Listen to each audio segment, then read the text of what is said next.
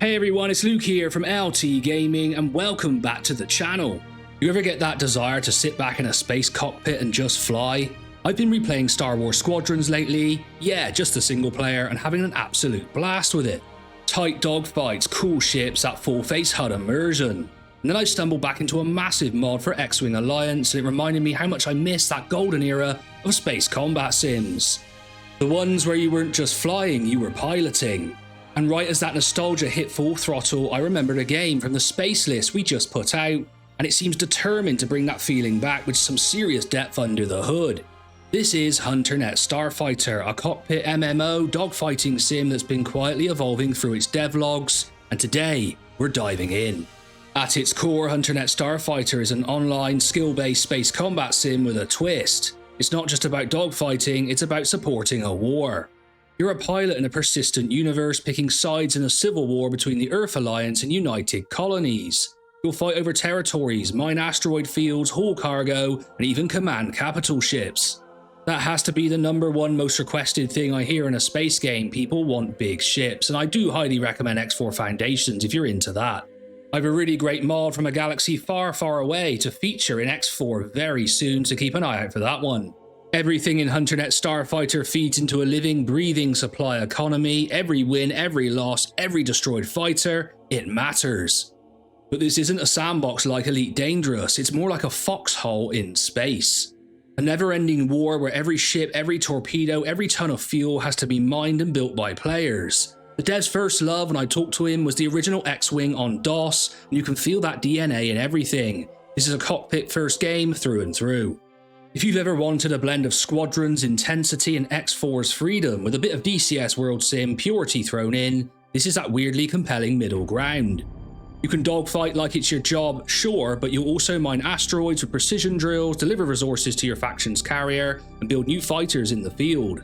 It's got a genuine war economy, supply chains, player-driven logistics, and meaningful consequences.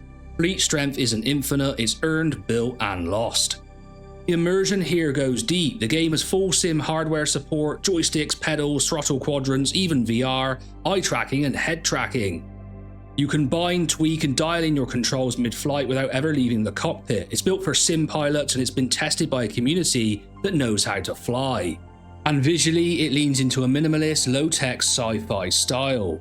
The cockpit view stays clean, no flashy overlays glued to your screen. Even the HUD has been reworked to live inside the cockpit, giving you that tactile in-world instrument panel feel. Subtle but really effective.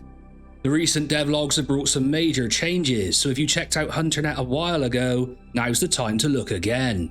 First up, aerodynamic flight models. For the first time, ships now react to atmospheric drag, especially inside the test location set in Jupiter's upper atmosphere. That means missiles track differently, flight surfaces matter more, and dogfights feel very different in space versus near atmosphere. The same update also changed the way HUDs behave. Instead of floating on your screen like a gamey overlay, the HUD now moves with your cockpit, letting you glance from different angles or zoom in on instruments like you would in VR. Then there's asteroid mining. The new simple supply test mode lets you mine in real time, deliver resources to carriers, and see those materials turned into fighters and torpedoes. It's not just filler, it's the backbone of your faction's war effort. And capital ships, yeah, they're here. The current UCS light carrier is already Star Destroyer sized, over 1 kilometer long, with 60+ point defense turrets. And it's just the start. 5 more player flyable carriers are planned. These ships aren't just visuals, they're launch platforms, mobile factories, and strategic hubs in the wider conflict. And to connect it all, jump gates are now in. They let you move between regions of space and lay the groundwork for a full persistent universe. There are no safe zones, just you, your ship, and what you bring with you. Just a quick interlude to say most of you who watch the channel are not subscribed. So make sure to go down below and hit that subscribe button because it helps smaller channels like us grow really quickly, and both me and Tom really appreciate it. Now, of course, all of this is still a work in progress, and it's a space game, so development has taken a long time and will probably continue to take even longer. If you don't have any patience and you want the game to come out tomorrow, then maybe you're into the wrong genre here. And I will say I've been talking to the developer. He was incredibly helpful to me, really friendly, and gave me loads of information for this video. However, it's important to remember this is still early in development and systems are being rolled out step by step. A lot of the UI is still placeholder, onboarding for those who jump in can be rough, and the game is very much tuned for sim-style players. But that's also the appeal. This isn't trying to be everything to everyone, it's building a specific experience for players who want it. Now here's where things get really interesting. It's tempting to call this Star Citizen Light, but this doesn't really do it justice. Hunternet is leaner, more tactical and more grounded in player-driven warfare. It's got a bit of Elite Dangerous in its mining and travel systems, but without the grind or bloat. It channels House of the Dying Sun in how it handles momentum, drift and that pure joy of a clean head-on intercept.